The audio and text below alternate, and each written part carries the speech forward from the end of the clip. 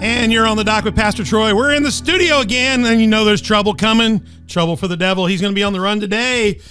You found us at onthedock.org. You found us. We got lots of platforms, lots of ways to listen to us. And guys, I'm just going to tell you a secret right off the top. We normally do two or three of these in a day. We've got Dustin in here to do kind of the wrap-up third on a different day. We never just do one, so I can unload everything today. This is going to be a great session. Game on. Game on like Donkey Kong. All right. We never just do one in a day, so this is so cool. Normally we do like 3 to 6, and you're like, oh, man. But we're ready to go. OnTheDock.org every Tuesday and Thursday. Find those releases. They're going to be great ones out there. We're all about conversations to propel your faith out of the shallows and into the deep. Today, you're going to get turbocharged out of the shallow, and you're going to be so far in the deep. Oh, you better take GPS with you.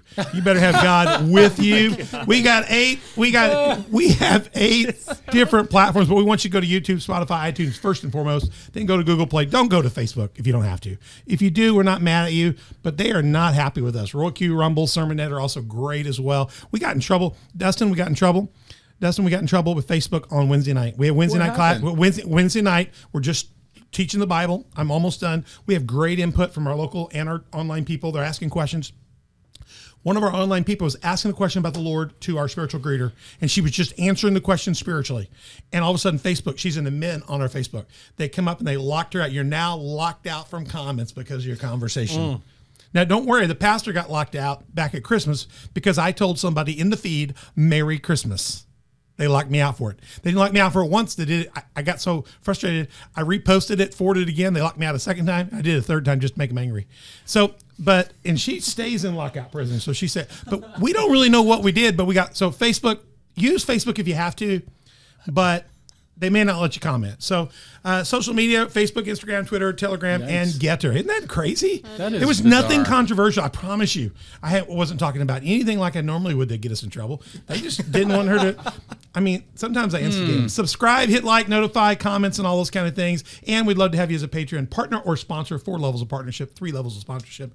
Go read about it and you find out about it. Go to onthedock.org. It will link you everywhere, tell you about how to get to my Patreon as well, and info at onthedock.org. And we have our own embedded viewer. If you don't want to watch any of those people, just go watch it there. We've got our own. It's great stuff here. We're in the studio here. I'm going to give you the first one. Mother Beth, she's not at the table. She's on the couch behind me. We don't have a camera on her, but she can scream anytime she wants to, and she can ask questions. You know, can you hear? Go ahead and holler, Beth. I think I can hear you there. Yeah. Hi, Annie. We got Ben Ali to my right, my co-host today with me as well. And in the studio, we got Lucas Winkler over there. Lucas, do you have a camera today? Yeah, Lucas got. Oh, hey, Lucas, you got the house lights on. An attractive man. We're working. We're good. Okay, gotcha. All right, good. We got new lights, but we did a whole episode that day without the house lights on and these lights on. So, two people, so it's easy to light. So it's easier. So we're getting more. We're liking it. I mean, when he goes to just the inside lights, I mean, I look a lot more handsome.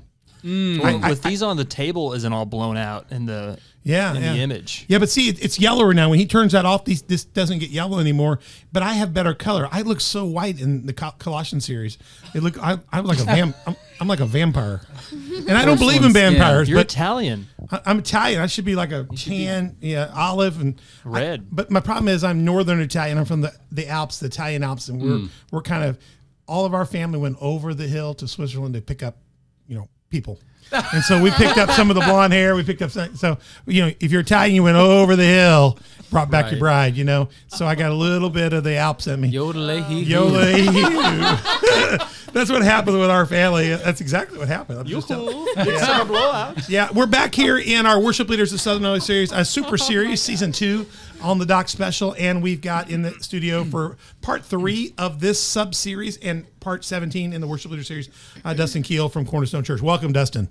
Thanks for having me. Dustin, we got Chesney back. Chesney, welcome back. Hello. I should have got a picture for you. I had time to produce it, and I'm just so sorry. I'm so sorry. Can we get a close-up of Chesney? Do you got a picture of Chesney? No. Give the live. Zoom in. Do you have the live version of her? The live version. She's here. No, Yeah. there she is. There she is. Yeah. I give you Mother Beth's photo unless you use Mother Beth's photo, but the resemblance isn't close. Yeah. It's a little different. Yeah. Production cost here. Dustin hails from Cornerstone Church. Most of you guys, Cornerstone Church. It's a really tiny, small family church, about the size, holds about 30 people. That's in the front entrance. This is the former, you guys know Walton Wabe is your address. That should answer the question right there. But you guys have taken over the street. They're at Cornerstone Church, one of the most magnificent churches in our community. And you can see the information there, email, Facebook. Go check them out. And their pastors, Michael and Carol Ann Nave, great people, great church, great leadership. And we're glad to have you guys back in the studio. So thanks for coming. You guys remember when we did the first part, let me show these great pictures of you again, Dustin, because they may not. Oh my goodness, that's a great one. Powerful worship there. Gosh, Chesney, is that you in the back? That's me. Yeah, see, I have a picture of you. That's Chesney in the back. Yeah, hey. I got you. I didn't even catch that last time. Hey, she works at Crown Brew. Anyways. She does. Does she? She does, yes. Which one? That's JC. Yeah, Really. Yeah, JC works at. Yeah. I love her. She's the Well, I best. didn't catch that. We got to get JC in here now. Yeah. She does work. She takes good care of me. Yeah. Well, when we do the Crown Brew series, we'll bring her in. All right, we're going to do it. And then now this is your real life wife. That's my real life wife. Yeah. People sometimes say, well, because Chesney's his IRL. assistant, they get all confused now. So I have to tell people, no. But you got a great wife, great shot. Gosh. And we all know you went to Hollywood. I did. So I did good. back in the day. All great stuff. Go back and watch episode 1 and 2. You'll learn all about that. But we're going to get into this. We're in our walk away episode. We're going to get to the big questions, the hard questions. And Chesney, we all know you've been the brains of this operation for the first 2 episodes. So I've been writing down stuff. I write down more stuff than I write down about Dustin. Although Dustin's wise because he's trained you well. So oh man, he told me the other day that he takes credit for everything you've said so far. I've learned a lot from him. You're his Padawan. that's how this works. That's how it works. All right, now I just threw Dustin under the bus. So, all right, here we go. Ready for the first question? You have 60 seconds to answer this question. No, we don't have time. We don't have Start a the timer. We don't have a timer. There's no timer, We don't so- even have the timer there today. I have one on my screen, and we're doing It'll be a really 3-hour episode. 3-hour tour. What are you? 3-hour We're talking episode. about To be worship. clear, we have to lead a service. Yeah. Oh, darn! Gosh. Okay, good.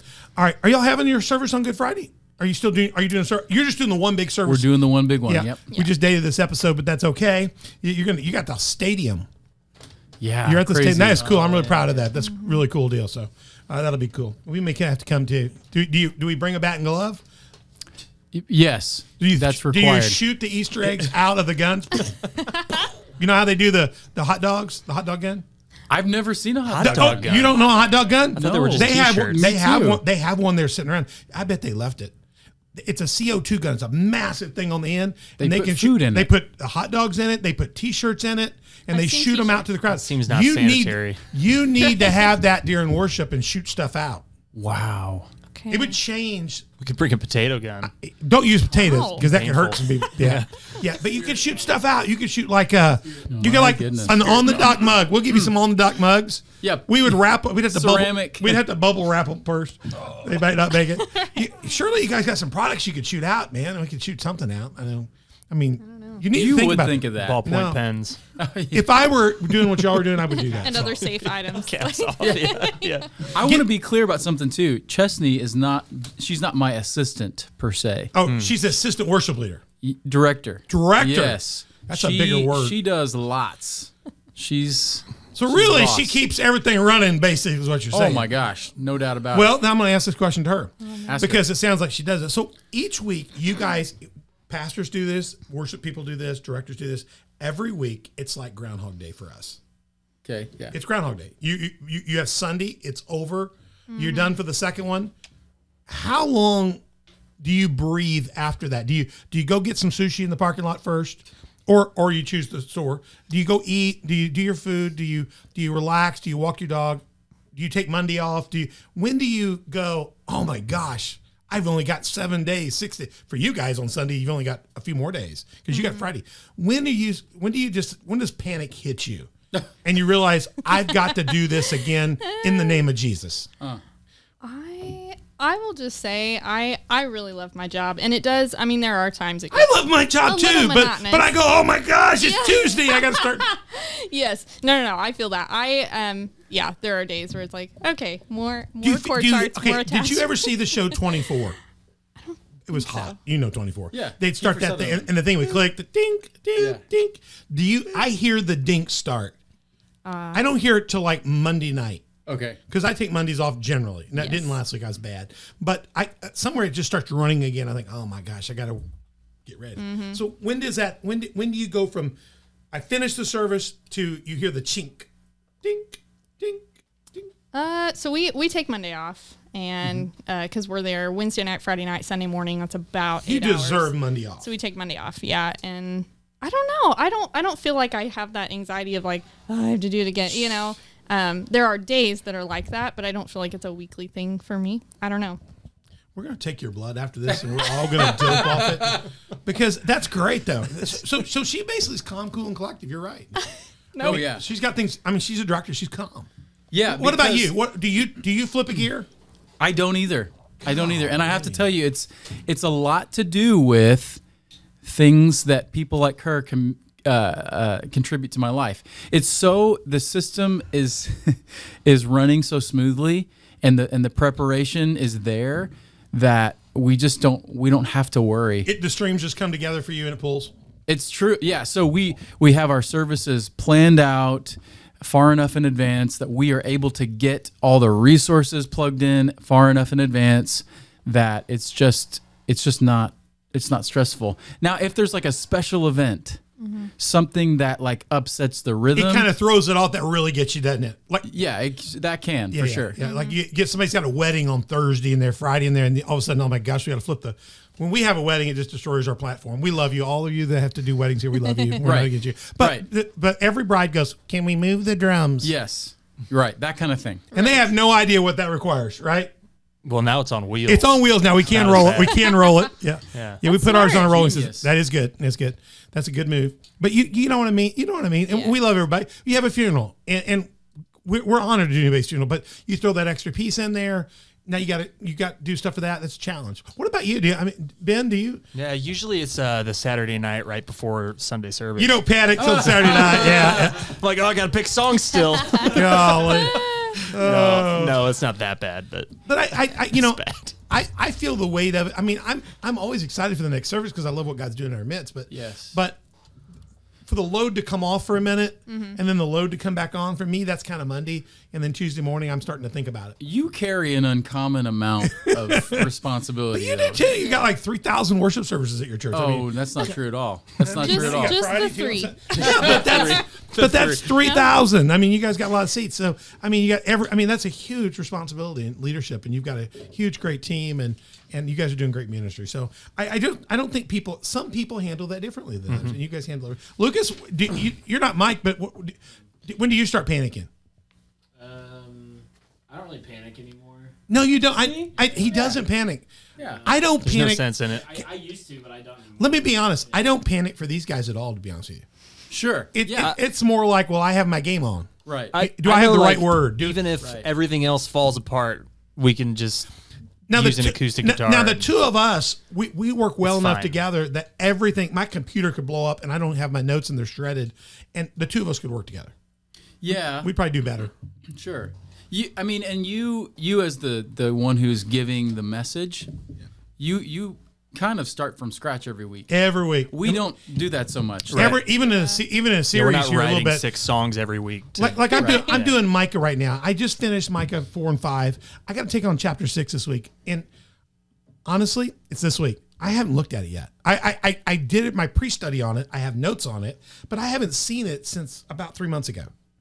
I date my series, I do a bunch of notes, then I come back and I finish the process. So Right. I'm hoping I can get back to where I was 3 months ago, sitting in Branson in a hotel, in my condo, Yeah. kind of working that out. Yeah. And I hope I can. But the thing is, a lot's happened to me since. And so I have to integrate some of that in. And I may get in and go, man, I don't feel this. And a lot of times I'll tell Beth, I didn't feel none of this. It's going to be terrible tomorrow. I wouldn't come if I was you. And then what's crazy is I get in the worship service, he puts the right kind of music on, and all of a sudden, all that comes back together. And I realize God was not stupid 3 months ago. He knew exactly what we needed. You know what I mean? Oh, yeah. And I walk out, she goes, that was really good. I said, well, it wasn't me, that's for sure. You know, so that's mine every week is, am I on the right path with God? You know, am I bringing the right stuff? Can I share something Sure, personally? please. Like, I feel like the Lord has done a huge, just mental shift for me. And Dustin has been just a huge part of this and helping me think this way is like, I think he asked me one time, like I was freaking out and I'm like, what are we going to do about this and this? And one of those, like something last minute had happened and we were just running crazy. And he was like, what is the worst case scenario that you can think of? You know, and it's like a vocalist is sick or we lost somebody else or whatever. And it's like, okay, we won't have a vocalist. He's like, okay. I'm like, that's it. That's the worst case scenario. You know, That's so a it's really like, good way to look at it. Right. So it's like if the worst case scenario happens, what is the worst thing like that's going to happen? And also, do you trust that like the Lord can work through that? And like that didn't throw him off. It didn't take him by surprise. And so there's no need to Just be a like confidence frantic, you in know? that God's in control. Yeah, that's right. Yeah. And trusting him. So In the end, I get to that every week. By the time I show up here, I get to that. But sometimes you have to work past your own head. It's a process. Oh yeah. Yeah, For your head gets in the sure. way. And I also never want to be embarrassed that I didn't prepare well enough. That I am ashamed before the Lord. That That's right. I waited Oh, too I long get in the that. week. I really wish I'd already looked at Micah 6 a little more. But I've had a very good week, and we've been producing other stuff. Yes. And so I just have to pray tomorrow the Lord is gentle with me. You know, Yeah. Oh, you know, yeah. you know what I mean. I And get you have that. this somebody in the hospital, somebody had a bypass this week, and you just go and do that. But the Lord knows that too. He does. He does know that. Yeah. So a little deeper in this, what would be, you know, as you guys think about your biggest challenges week to week, getting ready, whether it be music prep, rehearsal, selecting your team, your audio visual for that week. What are your biggest challenges? Maybe it's your AV guys, your geeks like, I don't know, Lucas. I mean, you may have problems with your geeks in the back. Maybe they're always saying, well, we need to work on this. We need to do white noise. Or what are your biggest challenges week to week? It's pink noise. No. Is it pink noise? I do prefer pink noise. Chartreuse noise. What's your biggest Second of all. What's your biggest challenge as you set up? You know, what are the ones that's kind of a little bit more of a moving target for you? The ones you got to really take on. Where's your problem? Just tell us who the problem is there. I want to hear about it. Can we use names? Like, Yeah, just Now, air it you all can, out. you can use initials, Mr. JT, you know, or something like that. Or No, I'm kidding. No.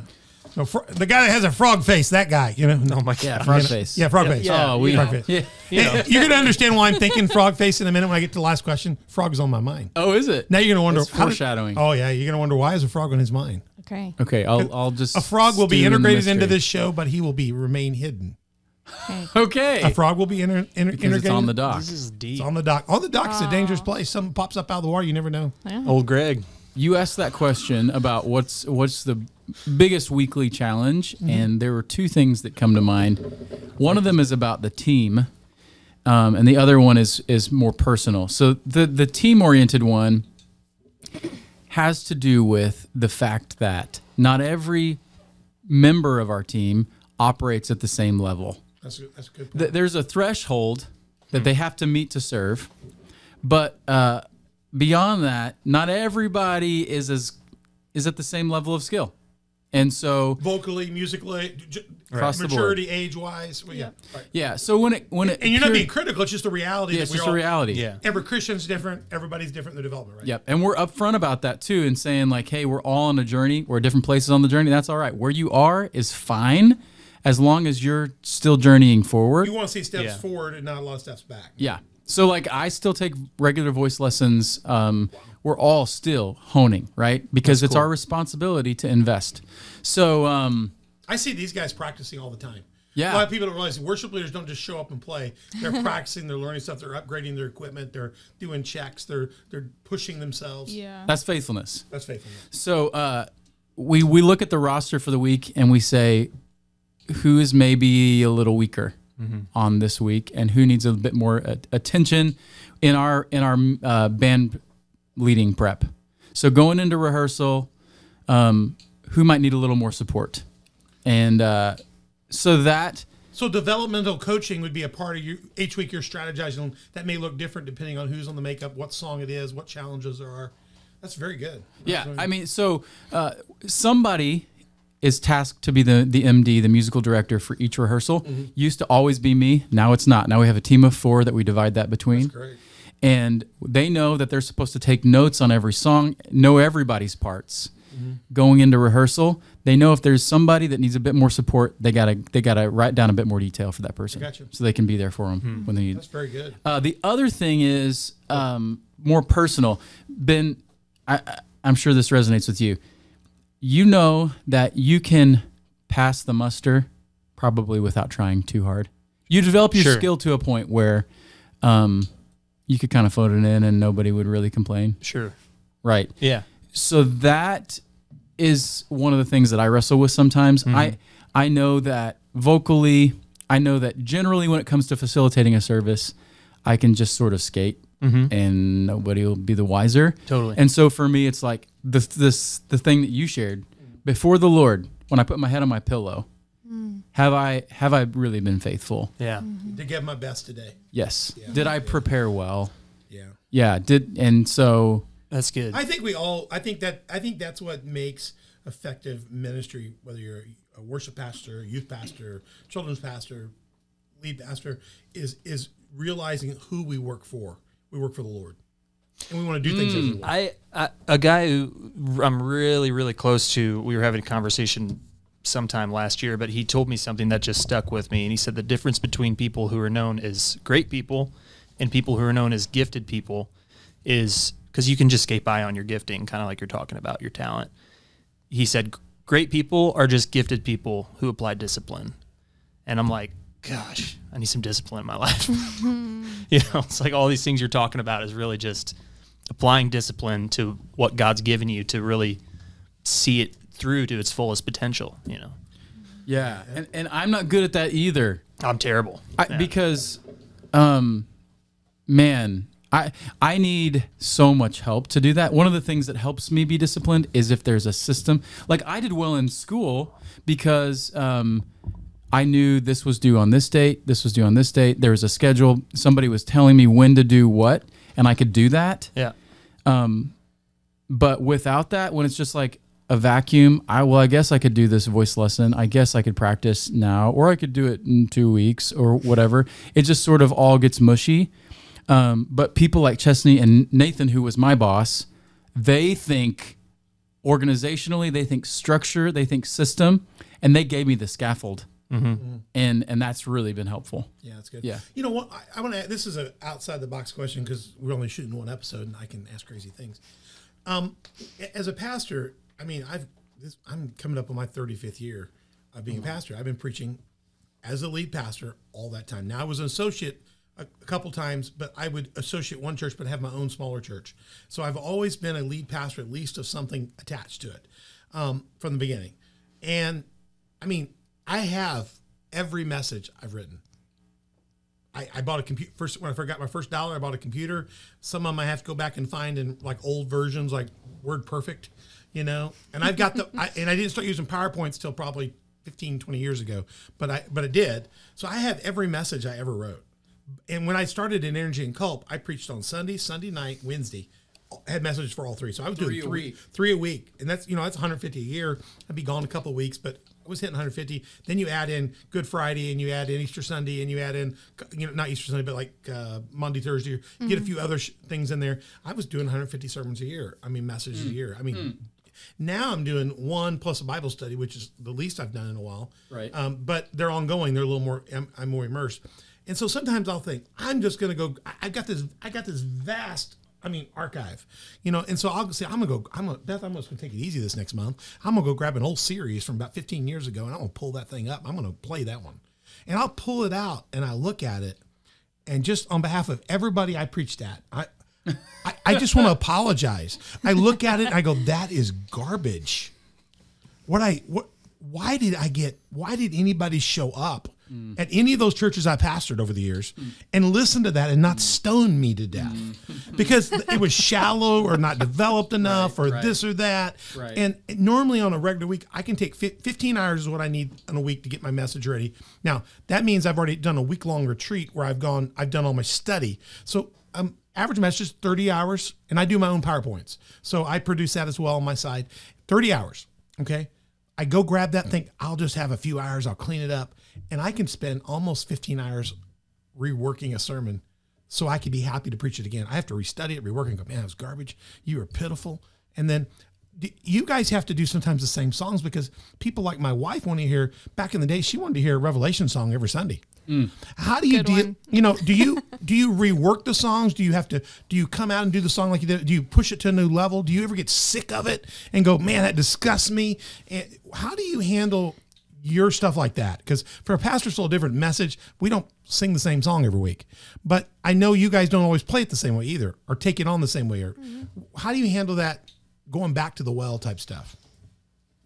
I hate it. I would say like, so yes, to answer your question, because people want to hear, people like a song and they want to hear it again and again. Yeah. Right? Yes. Yeah. There are songs in our repertoire that, we have overplayed. Like we just played them and played them and played them. And now we're like, okay, that one's run its course. Do you ever challenge yourself in that song to do something different with it or different instrumentally? Yeah. You can switch. So there's little things you can do. You can change the key. You can change, if it's usually a guy-led song, have a girl lead it, that kind of stuff. Break it up a little bit. Yeah. So I'd say we do that pretty often. Sometimes we'll just do like a chorus tag of a song. Do you have to work to keep that fresh? Because even I get bored of my own stuff. You have to keep that song fresh. So it's still, because the worshiper there, they're coming, they're meeting with God. They don't necessarily care whether that song was the 12th time they've heard it in a year. But what they're knowing is that song right now is penultimate to what's going on in their life. Bringing that song, bringing it fresh each time, putting your best into it. Like I said, that's a real challenge. Yeah. Do you do that? Or do you just? Yeah, I don't know. I mean, for me, like a song, it just has to be kind of speaking to me, I guess, in some way. Not that I'm like super analytical about picking songs, because I mean, sometimes I'm like, all right, Lord, like what do you want to do this week? What's going to flow well? And it's just like, but if it's a song that I just don't feel like God is speaking to me through, I'm just not going to do it. Do you have songs you just hate? Do you just have songs that you did it one time, you go, shh, that thing's not going back in again? Come on. We say those songs are dead to us. They are? Do you do that? Do you do that? Oh, yeah. Do you do it? Is it like on the third time, or you just do it like one time, you go, I hate Sometimes it's on the first time. It's on the first time? That's so true. Yeah. Flop. Yeah, that was dead to me. Yeah. Or like Nathan and Chesney talked me into doing it, and I'm like, And I think people need to hear story. that there is a challenge behind this, and you working through those things. And I'm sure that's always that song you've ripped out is the one I'm like, the pastor's like, I really like to hear that song again. You probably get more requests on those kind of songs than any other song just to irritate you. You know what? It's interesting. Like we've said this in previous episodes, like Dustin and I are very different people and we have different preferences sometimes. And that's an interesting dynamic when like, I love a song. I'm like, can we please do this one? And like recently we're introducing a song in a few weeks and he's like, all right, yep, we will do it. And you got to give her one. You got to give her one. Yeah. Or like, it's not my favorite, but he really wants it. And what you'll have, great. and if you see him right at the end of the service, go, that one's done. Like, all right, Chelsea, you had your one. Yeah. I'll say it's rare. Like we more or less agree on stuff. Yeah. I'm thinking of like, I don't want to say songs. Nail it. Just nail it.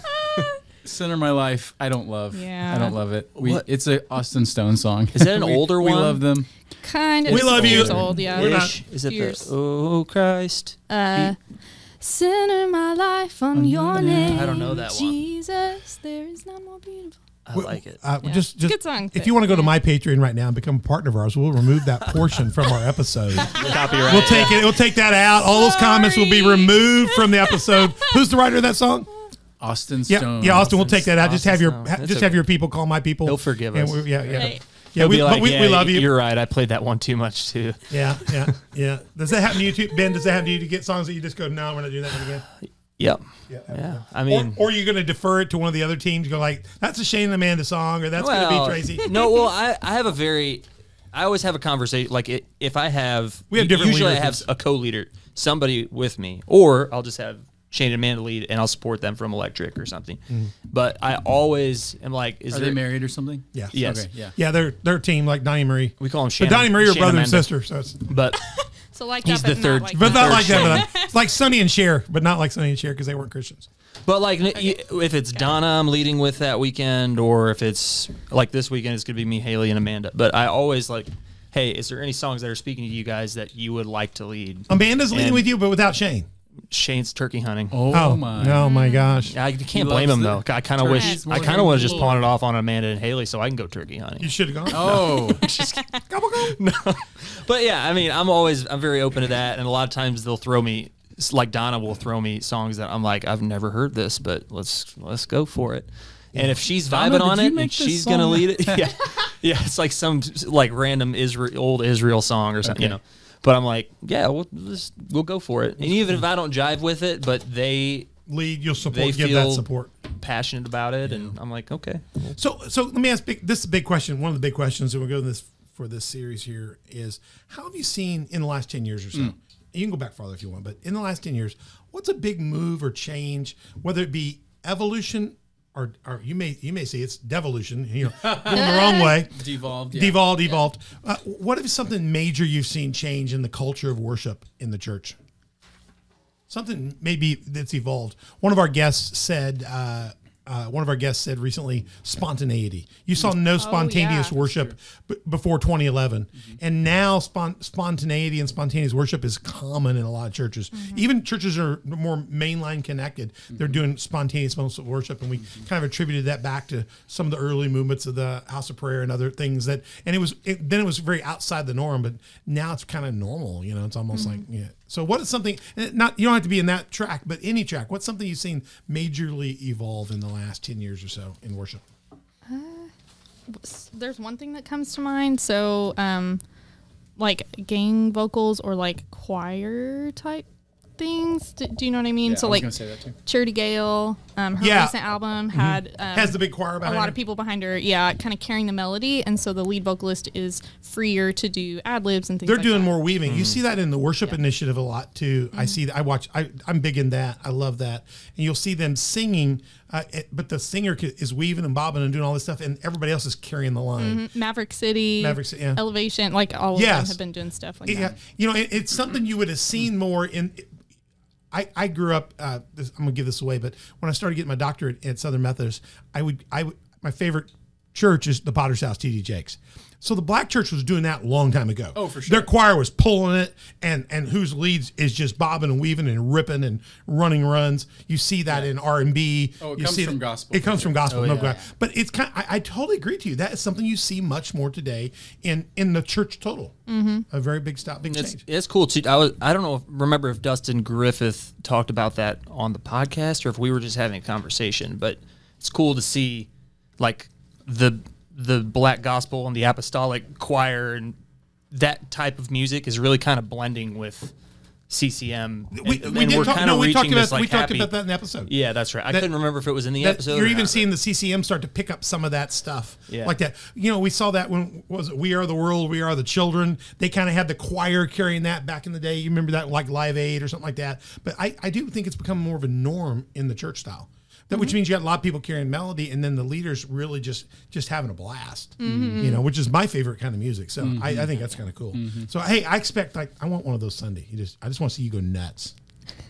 You know who? You're Just gonna have to give me some banana nut bread. We served banana nut bread to everybody on the staff this week because With butter. The week before I went crazy on it, and then I brought it up for them all. That was a pregnancy. I was going to add something to that. That answer. Excuse me. I do think that there has been a hunger in the church for more of the sense of the transcendent and the supernatural. Yeah. And because of that, the worship has gone to a more charismatic place across the board. Across the board, Totally. it doesn't Yeah. matter what church you're in right now, right? Yeah. Because music helps facilitate that. It was we said in one of the episodes. It's that sine and cosine wave. It creates the atmosphere which Yeah. can carry that experience. Yeah. Totally agree. Strips it down and makes it reachable. I think is a good word. You said breaks down walls and 100%. barriers. That was another way you mentioned. So I totally agree with that, because you can walk in a church that may not operate as a Pentecostal style church today, but you wouldn't get that necessarily from the worship service. Sure. You may have to get deeper into it to find out theology or what's behind the scene or where they go with that. But the front of the service, that's why what's cool about these worship leaders, you can pull worship leaders from all kinds of trends today, and they can jam. Because I think that culture's there across the board. That's very well said. You add in spontaneous worship. Of course, you have to have that in this, Right. And that makes that opens that door to it. Let me ask you a different question. When you went into COVID's full bore. I mean, they said, please shut down right now for just 3 weeks, and when we get done with the 3 weeks, we'll be back open. Please kill all your worship services, or the health department of Williams County will come and help kill it for you. When they did all that, and we all shut down, and we love our health department. No, they are Right. good. Chris Kane, they're very generous to us. They've been very good to us. They've helped us, advise us. But when the governor shut them down, and we had to shut down, what did worship look like at Cornerstone? How did you guys go from having? I mean, you guys got like the Orange Bowl going there. You got a big church. You got all those people, and you can ride. You probably jump out and body surf across the crowd, and then all of a sudden, if you All the jump time.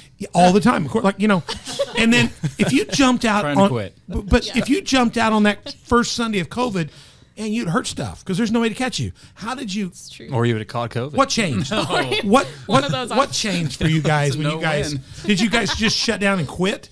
Did you go video? How did you bring it? We converted the worship center into a studio. So we pulled all the chairs out, set up lights, and tried to create a different environment that would feel like it fit more in the living room where people are going to be consuming it. So, put out rugs and all that. Did some more intimate stuff with lighting, that kind of thing. And we recorded it. Now, the thing that sucked about that is that broadcast is so unforgiving.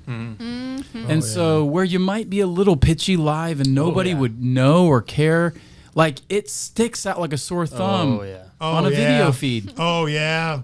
And if you don't look, we changed sound and boards multiple times during it because we thought it was gonna be a couple of weeks, and then when we listened, it was like, oh my God, it's flat. You're not in the room. And then he started buying stuff, and somebody else came in and helped us with it. And then at one point in time, I said, just spend what you need to spend. Sure. And now, I'll be honest with you, our sound on the TV is better than our sound in the room. Yeah. Lucas, would you agree with that? Sometimes.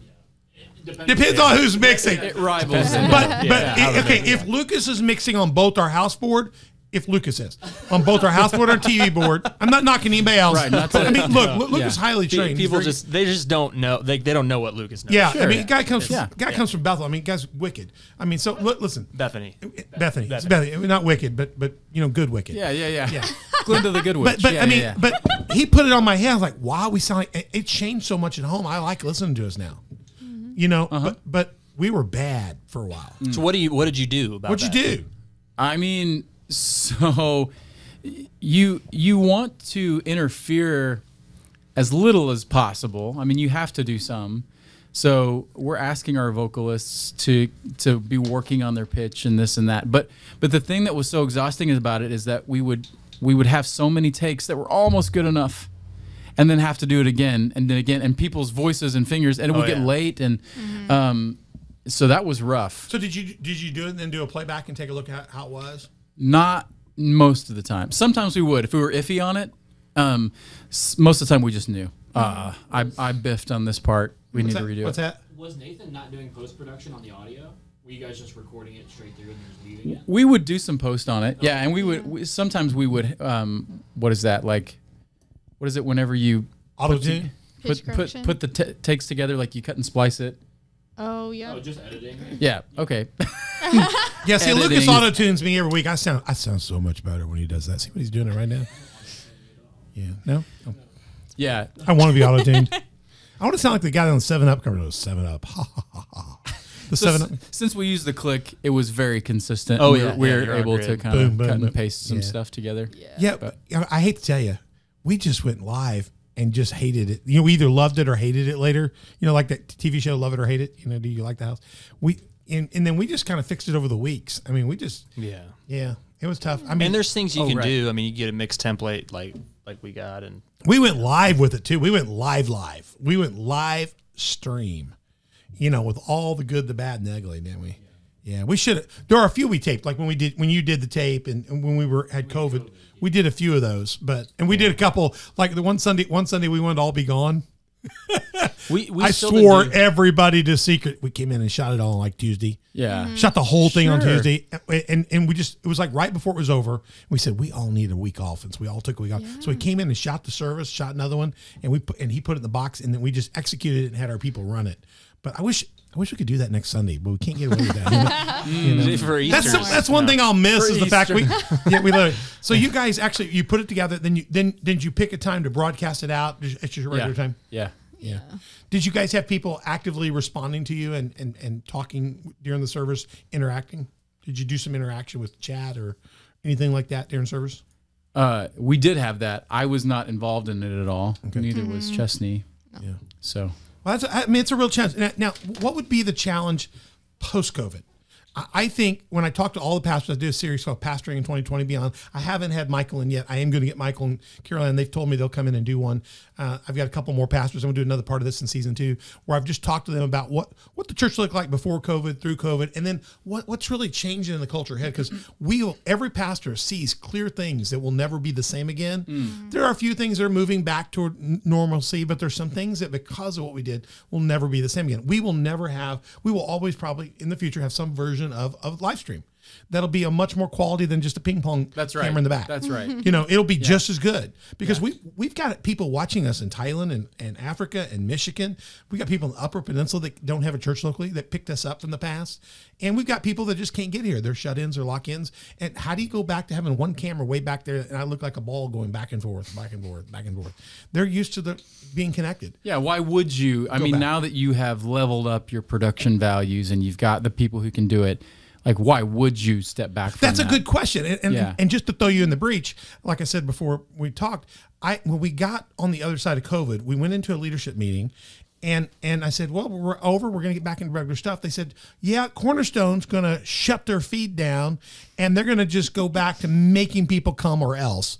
And I thought, I can't believe that. We're mean. Yeah, you're mean. Oh, yeah. Well, no. They had a real. But that's what they said. The divine call of God was that your pastor wanted to make sure everybody came back to normal reality and had a normal relationship. And I looked at the elder and the former elder, and I said, I wish that too. I want everybody to come back and get back in the flow again. But the problem is, everybody can't get in the flow again. Some people are shut down. They're locked down. They still got heart issues. They want to watch this thing a little bit more. And we've just connected with people that are at school now, that they're here or there. Are we going to just shut this off? So, well, they're doing it, so we should do it. And I said, well, we're not going to do that. That's just something I'm doing. And then I ran into one of your leaders, and I said, the next day, I said, at coffee shop, say, are you doing this? Oh, no, it was somebody threw that out. No, we would never change. You can't. And the word was, you can't go back. And that's exactly what you're saying. You can't go back. People want to go back. There's a lot of people that wanted to go back with Moses and go back to Egypt, but you can't go back. I think that's something we don't go back on. What are other changes you're seeing since COVID that you don't think that are different? Maybe they're better. Maybe. I think we want to be responsible for how we know people are utilizing the online service. Yeah. So we know that some people are utilizing it from a place of need, like you talked about, people who are shut-ins or things like that. They're away on They're sick. vacation. Yeah, on vacation, right? Yeah. There are those people. There are some people who are using it as an entree to involvement in your church. Right. It's a first step toward. They go look at your church and go, man, I can see me being here. Right. That's what you want. Exactly. That's right. Yeah. And so, those are great things. There are also people who are using it in an apathetic way. Yeah, we have 17 of those in our church. They have gotten so used to wearing their pajama pants, they can no longer buckle their pants properly. And they can't get their foot in a real pair of shoes because they've been wearing their flip-flops. That's why we have long. occupational therapists. Right. Yeah. So you're saying you want to be careful that somebody's not doing it because they're just so introverted and lazy. So, yeah, exactly. So how do we, knowing that that's the case, how do we use the tool in a way that helps the people who need help, but doesn't enable the people who are using it really to stay in this sort of like apathetic place? in terms of how they're engaging with the church. Because the And so- church, and thank God for Christian television, they're out there for people. But God didn't call me to be a Christian television evangelist. right. And probably you guys to be Christian television worship leaders. He called us to be a part of the local church. The local church is people that gather together and do not forsake the assembling. And you can define that a lot of ways. Sure, Yeah. yeah. So re-engaging people in a way that they want to be a part of community again and give and share. I think one of the conversations that Michael and I had around this as we collaborated on worship gatherings was that we kept turning over this idea of like having some things that you could only do in the building. Agreed. No, I totally agree with that. Yeah, right. So you can participate to a certain degree, but then there are some things that you just we're not gonna offer online. So Michael's going to be so mean that he wouldn't go to the house and baptize them in their own bathtub, basically. Yes. Okay, me too. We stopped doing that. Well, I come into agreement with that. We're not going to go to their personal bathtub and do that. And we're not going to send them home three Easter eggs so they can let their kid look at the Easter egg in their backyard or find them in their houseplants. Okay. They're going to need to come to the church to get We Easter need eggs. to nix that. Yeah, Right, yeah. nix that. So I mean, there's one thing to provide people to stay connected because of need or circumstances. Another thing to enable people to be disconnected. Well, and I think something that I'm sorry. Okay. Go ahead. No, go. I think something that happened to like a shift that I noticed, and I think Dustin, you said this, like we want to make it to where like they want to be there. You want to come. You know, like I miss my family. yeah, and like you're having this moment in worship They that can whenever sense you're yes, they can sense it through their TV. They're like, I want to be there. Something's you know? going on there. You can't get everything. I'll That's tell you right. what. I've been. I'm gonna go back to Jake's a minute ago. I was at a pastor's conference years ago. I used to be in his whole Aaron's Army thing. I was there at a pastor's conference that it was electrifying. I mean, Yes. the preaching, the worship. Yes. Oh, I could feel buzzing on my body. It's just like, man, the room's ecstatic. Yeah. And the message was killer. I brought that message back for my staff to listen to. The message was good, but they didn't get the hair didn't stand up. It wasn't ecstatic. There wasn't the manifest presence in the way That's- that there was Yeah. in the gathering. Quality message, Yes. quality experience, but it wasn't that's a good word. And even the people who do streaming the best, like the most flawless streaming you can think of, like a Bethel church or something. Like I love their streams. I went to Bethel in July, and it's like, What? how is it better? It's like there's something happening that's like, and it's it's got the Holy Spirit. It's like it's just you can get something, but you're gonna If you're home trapped and you haven't gotten back Yeah. in church yet, we're just telling you you're getting a 2D version of it, not the 3D version, or maybe the 4D because there's a Holy Ghost, a whole fourth thing that Come comes on with in. that, And yeah. I think that's what people will miss. And I think people got used to the other. It was kind of tame, and they could Yeah. get Cheerios and go to the next one, and go. But get back in, feel the power of God again in the service, and even watching your brother over there worship, or your sister over there worship, there's connection there. Yeah, and don't be fooled. Don't allow yourself to be fooled into thinking that it is the 3D or 4D version, because it is not. It's not. You can't. Yeah. Because what's bad was the denomination I was in at the time. I was the chairperson of evangelism, so I brought all these pastors in, and we shared the Jake's message. It was powerful enough that people in the room were crying, but they came from some stone dead churches that Jake's on a TV at 60% was better than anything they had heard at 100%. Sure. But but the worship was just not there. We did live worship in the room, and that helped set that up. So you're just missing something, I think. And I do think it's good that people can go on vacation, stay connected to a series. That's right. They can check their church out. If they're shut in for a while, they're in recovery. At least they're connected because maybe they can't handle 3-4D right now. But as soon as you can get back in the water, get back in. Yeah. Yeah, I think it's probably the best answer I've heard on this. Let me. Okay, let's see how I'm doing here. I'm getting close to done. Oh, we're at 48 minutes. Great. Great. Yeah. Thank you for staying with us. We appreciate you. The video stream we talked about. What are the biggest challenges and changes you see coming in these next 5-10 years? What do you think is going to evolve? What's the big movement? Tell me where I need to buy stock in something. I want you to foretell something. I should have bought Bitcoin, 5-10 years ago.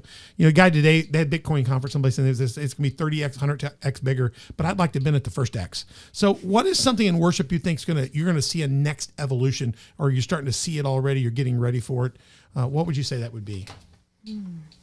Next step. What is something you're planning for that in a year and a half, 2 years from now, bam, we're going to bring this because we're trying to get the idea from you first, and we're going to beat you to it. No. What is something? Where is worship going to go? What do you think? I don't think this is new, but I do think that it's growing in emphasis. That spiritual power in worship, it's going to be so important. Mm-hmm. I think that the place that we're in is we're on a track toward more and more pressure being applied to the people of God. And it's going to take supernatural power to stand up, live it out as it increases, as the heat. On the outside, Yeah. you're going to have counter pressure on the inside. I love that. So we're almost, I'm a cook by, my chef by old background, but they have a thing called like a pressure kettle. You know, and you put the heat on the outside, but they're locked down so it can maintain on the inside. If you blow that thing off without letting the steam come off it, it'll just explode like a bomb. Yeah. You know, so you think there's going to have to be a counter pressure in worship, Yes. a spiritual igniting in there to sustain or we're going to be like a submarine going too deep and just get crushed. You know, to do that, you're going to have to reverse that pressure. Amen. Yeah. I love that picture. And I think that, that a thing that is so key to that is a pursuit of holiness. Holiness when nobody's looking. When nobody's looking. When nobody is looking, because, man, we can lead from a superficial place, but superficial doesn't do supernatural. Golly. And so we have to take up the mantle, all that it means as worship leaders, knowing that like there is a real battle function of what we do. We see that even literally in the scriptures. And part of that means that we take our holiness so seriously all the time. And we take the holiness of our team so seriously in cultivating that. And Lord, help me to lead this group of people in that, because we need to be ready. We need to be at a place where you can pour out. And that's at the self level, at the team level, you're saying? Yeah. And even that translates into the church eventually. Yeah. The superficial does not do supernatural. That's good. I mean, that's really rich. I mean, I think that's right on. You're going to have it real. I mean, I think that may be one of the best things I've heard in this whole process so far. Yeah, it's good. I think people feel it too. I mean, in Southern Illinois, it's like the water that we swim in. And it's just like there's a church on every corner. A lot of people have grown up in a church, or at least around it. They've been to half of our churches. They've flowed through there. Family goes through there. Yeah. Right. And they want something more. And some people don't know how to get there, you know, and anyway. there is a huge resistance though to the pursuit of holiness you're talking about, because to do that, you've got to live out the text. You got to live out the Bible that we live out, and that's got to flourish. And we live in a culture that's very counter to that. And if it's not careful, that comes inside the walls of the church, and it almost becomes a secondary. We've got the resistance of the world against us, but then we have the resistance of those that think we should conform to the world versus maintain and be strong and courageous to God. So you got people saying, yeah, the world's tough, but yeah, give into it, you know, kind of, we need to coexist. You know, you see that coexist, you know, and then, but what God is saying is stand for me and I'll stand for you, you know, and let me stand before you, you know, like Moses standing before the water, and the water was there, and he's got the whole people of Israel back there. And God just says, walk down there and lift your hands, and boom, it opens up. We don't realize, we forget that we have a God that opens the waters, you know. We have a God that three guys were told to bow, and they said, nope, not going to do it. And they said, throw them in the fire. They said, we'd rather go in the fire than bow to you. They went in the fire, and they found out there was another dancing in the fire with them. And they came out not even smelling like smoke. I can never barbecue here and not smell like smoke. To me, that's a supernatural. No. Right. You get a smoker next to you, and you get cigarette smoke smelling on you. I go, honey, I didn't smoke. I didn't really smoke. I was just next to somebody. You know, but these guys came out of the fire and didn't even smell like smoke. If we could just trust God at that level, man, we could counter this resistance with something that could change the world. Yeah. I think that's so good. That's very powerful. Gosh, I don't know how I'm going to make this transition to the frog. I got to get the frog in before we get out of this I thing. wanna Here, know We what have to. okay, yeah, I've got to because I've mentioned the frog, or people will be mad. Okay, well, we're going to come down a little level, and as pastors and worship leaders, one of the biggest challenges we deal with each week is ourselves. We battle with: did we do well enough? Did we honor God well enough? Did I give Him my best? And I don't think a lot of people realize most preachers, most worship leaders, most musicians, we're really harder on ourselves than most people are. But that doesn't mean it's easy to deal with people piling on our own inadequacies. You know what I'm saying?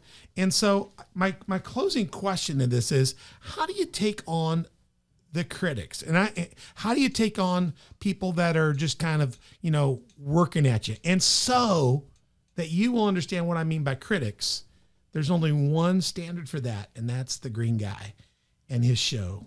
How do you handle these guys? Bravo! I loved that. Oh, it was great. Well, it was pretty good. Well, it wasn't bad. Well, there were parts of it that weren't very good, It though. could have been a lot better. I didn't really like it. It was pretty terrible. It was bad. It was awful. It was terrible. Get him away! Hey, boo!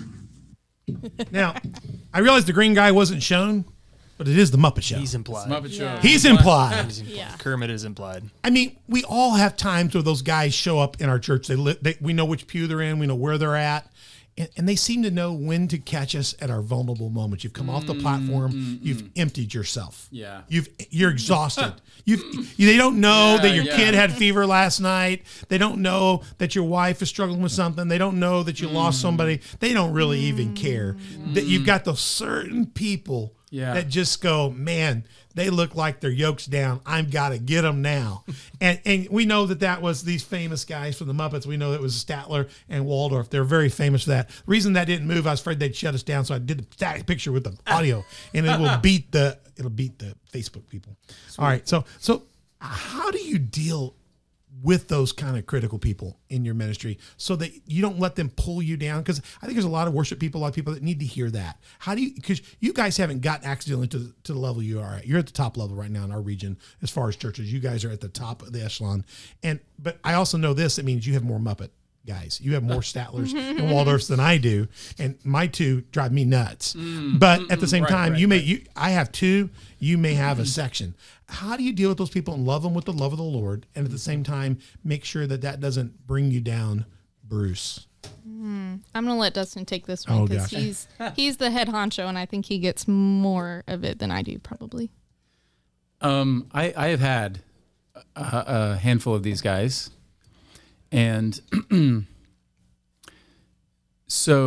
I've dealt with it differently over time. The Lord has used it to grow me and teach me. So I used to get really hurt, and I'm not going to say it doesn't hurt anymore.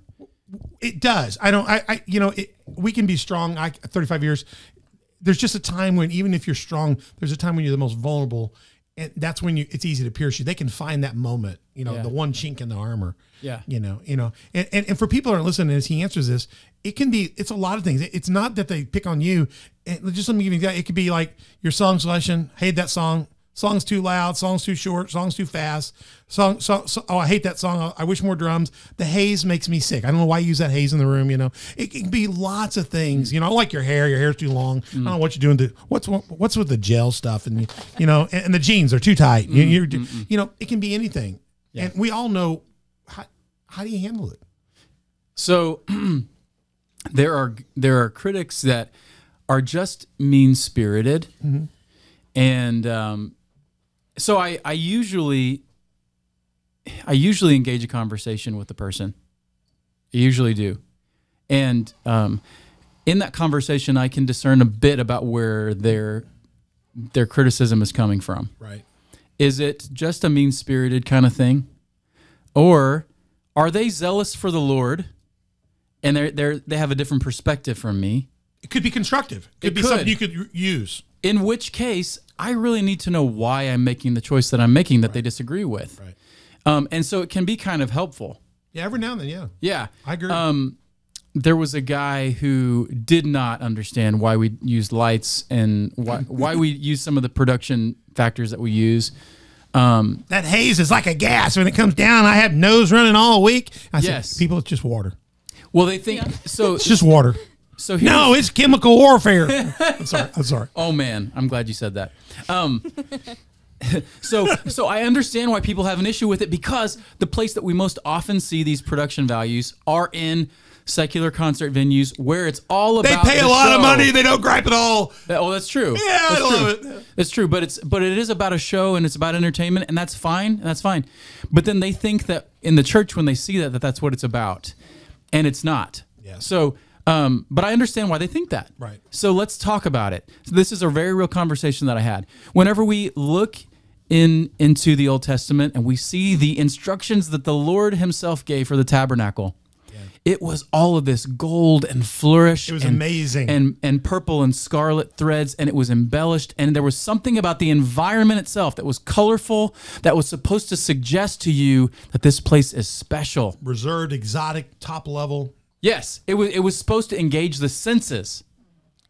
There were colors, there were pictures, there were all of these things. And Purple was the most difficult color to dye. It was exclusively difficult to get. So it was luxurious. there we go. There we go. So you have that, right? And that is from God. Right. About how He is saying this space is to be designed.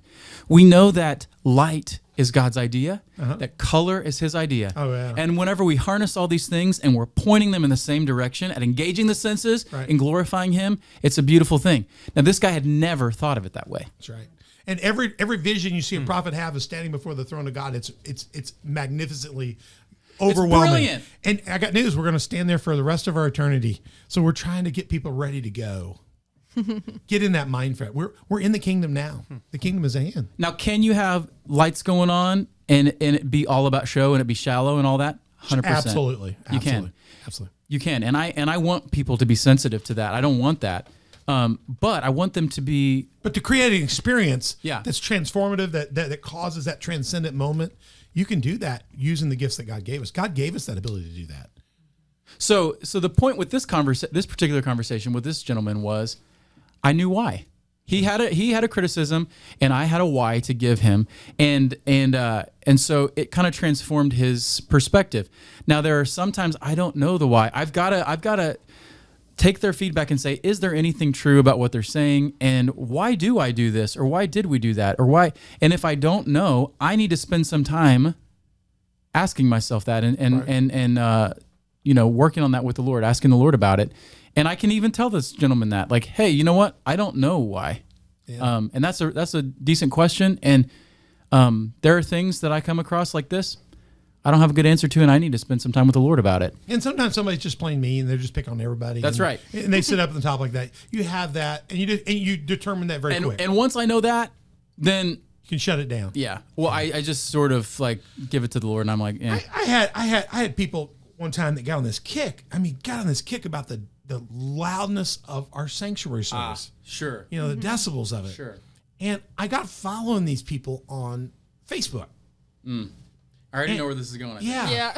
And I began to look at the shows they went to at Branson. Yeah.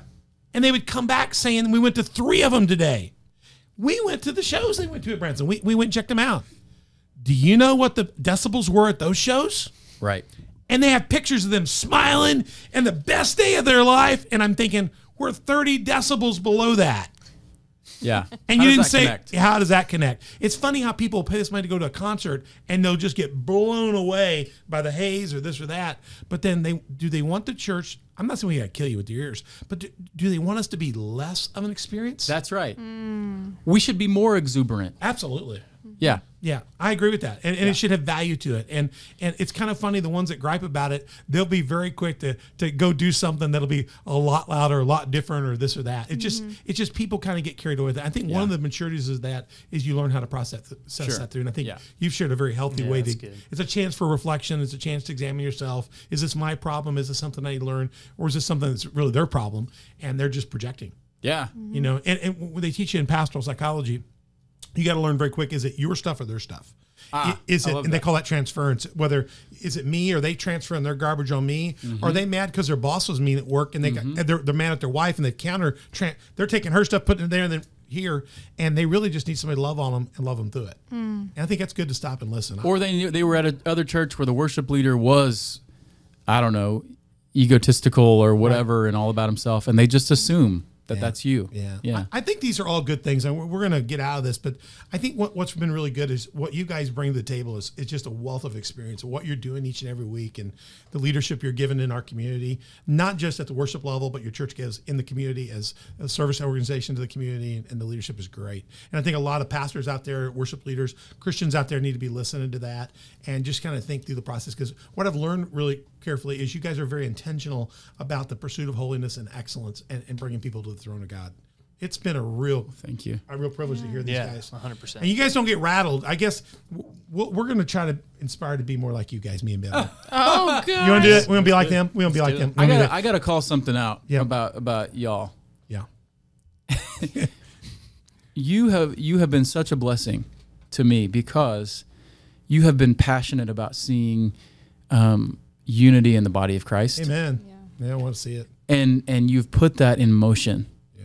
And like this conversation, this whole podcast series you've been doing is evidence of that. And I see that all over the place. And that is something the Lord is doing. And I see you taking action on it in a way that not many others are. Thank you. Yeah. I think the pressure cooker thing I think as we've got incredible gifts in this region, and I think we're going to have to get in that pot together and hold each other's back and let the gates of hell not prevail against the church in this region. Yeah. And I don't see a difference between somebody getting saved at Cornerstone and getting saved here. I'm perfectly content for us to do an event out there, and if Dustin, if they love your music or they love Michael's preaching, I want them to go there and get on fire for kingdom. I think it's the best chance we have. You know what I'm saying? Yeah. And I just got back today. One of my best friends, he's a buddy that I'm mentoring in the New Church Starts. He's up in one of the regions. He's been on the show. They have their vehicle. They pick a lot of people up. And he was working on my hair, and he said, "Hey, our van's down. Could you be praying for us? Do you know one?" I said, "I don't know where to get you a van, but we have 3 that aren't in use. Come get the keys, give it back when you're done." So we went and got it today, and they've been using it to get their people to church. And I tell everybody, what is ours is yours. Because when people tithe here, it's to the house of God. And that includes whether it's Cornerstone family or this family or that family. And when I stand before God, I want to know that I help my fellow Levites out. And I think the best thing we can do to bring revival is us press in together and let God shine. We can't afford this spirit of like rivalry. No, No, churches we cannot afford it. Totally. We've got to pursue holiness, and we got to do it as Levites. I mean, you guys are Levites, and the Levite family has got to stick together. And if we do that, the gates of hell cannot prevail against us. You know, and it's not just my local church or your local church; it's His church. Amen. Just like you said early on, being vulnerable, we got to open our heart up. That we got to do that. We've got to demonstrate that. I think if we do that, we'll see a transformation in the church. Your church demonstrates that. I've just never seen anything less than that. And just my blessing. Hey, if you guys are out there, Cornerstone meets at 6:15 on Fridays, 9:15 on Sundays, 11 o'clock. Also on Sundays, get out there, enjoy worship with these guys. They are a blessing. Check out the web links online, email, Facebook. Donna will get that in the show notes as well. You'll be able to see that. Get there to worship with them. You're going to have a great experience. So, guys, again, thank you so much. Ben, thank you for joining us in this episode. Chesney, thank you very much for just sharing and keeping things straight and the work you're doing at Cornerstone. We appreciate it. Dustin, incredible leadership, and you're doing a great job, man. I appreciate it. I appreciate your partnership in the kingdom. Please give Michael and Carol Ann my blessings and tell them that we're excited about what you guys are doing. So we're with you guys. At some point in time, we just may come hang out at your place. Oh, We'd be if everything falls Come apart hang here. out. If it all falls apart here and we can't maintain this, we'll fight our way back out from your parking lot. Same here, though. Anything we have is yours. Hope you enjoyed this today. It's a long episode, but that's okay. On the doc.org, you can stop and pause and watch it later. You can go in and get your hair cut, go get your groceries, come back out and start it back up again. I did that 3 times a day on one podcast. You can do double speed too. You can do. Yeah. I have never tried that. yeah. I got to learn to do that. Although you talk pretty fast. Yeah, so I'd that be would like, be an issue. really fast. I would be say that, boy, because you're a talk. On the doc.org, info at onthedoc.org is our email, and you can watch us on 8 platforms. We want you to get on YouTube and hit subscribe, like, notify, go to iTunes, Spotify, all of our other ones, and Avoid Facebook. We love you, Facebook, but we don't want to be in jail. Facebook, Instagram, Twitter, Telegram, and Getter. Social media. Hit subscribe, like, notify, comments, and all those things, to be a Patreon sponsor. And yes, what was that artist again that needs to call us? The artist for the song? Austin Stone. Yeah, your people. Austin, if your people call us, we'll cut this out here as well, and you'll become our big Patreon sponsor right here, or that. We love you, Patreon sponsor partner. And also, if you can't get in the parking lot of their church because they have so many people coming, and you just can't find a place, you can use us as a second one. We're like the Motel 6 next to them. Yes, Community Faith Church, 10 o'clock on Sundays, Wednesdays at 6:30. COFTV.com. You can watch us there. You can check it out, and we'd love to have you as well. But just get in church, get out in church, get the pajamas off, go back to church. It's all good. Been good to have you guys again. Thank you guys very much. Or come in your pajamas. Come in your pajamas. Hey, I do. We're not judging. Hey, let me just tell you, there's a lot of people that go to Walmart in their pajamas. They do. It could get your building confused. They do. I cannot believe it. Please put clothes on. Don't go to Walmart in your pajamas. I hate that. But we love you with the love of the Lord. God bless. Thanks for joining us on this podcast, and watch for more coming up very soon on The Dock. I'm Pastor Troy.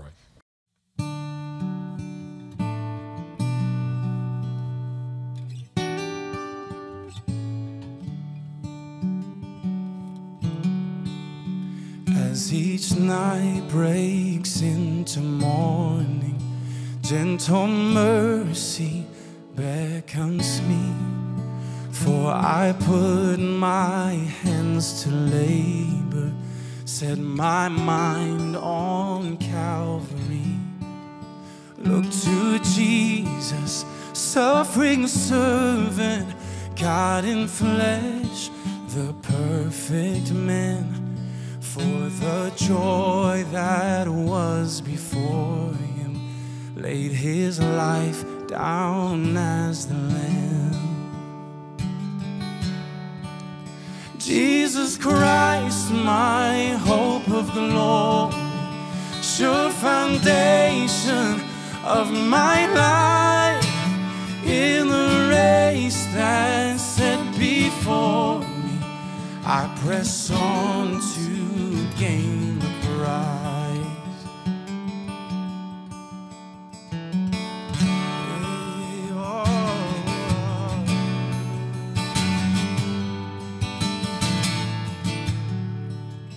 When temptation's snare has seized me, I will cling to Christ's decree.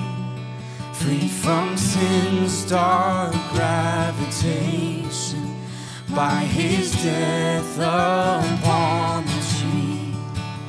Final breath cried, it is finished, settled for eternity. On the third day resurrected, he secured my victory.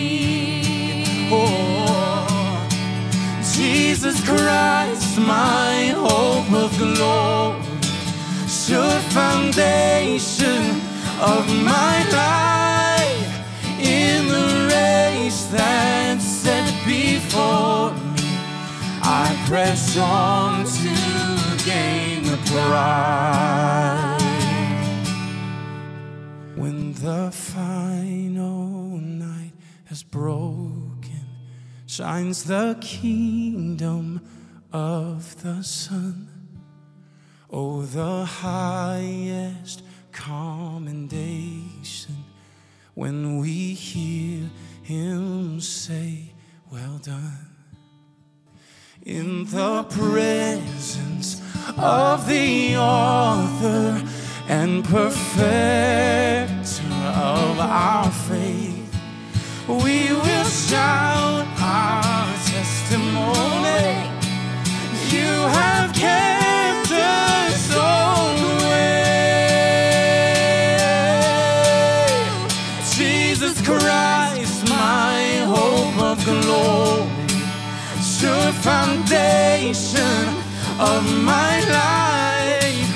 In the race that's set before me, I press on to gain the prize. Jesus Christ, my hope of glory, sure foundation of my life.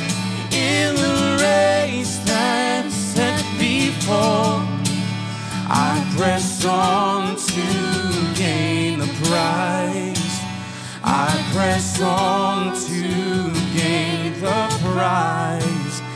I press on to gain the prize.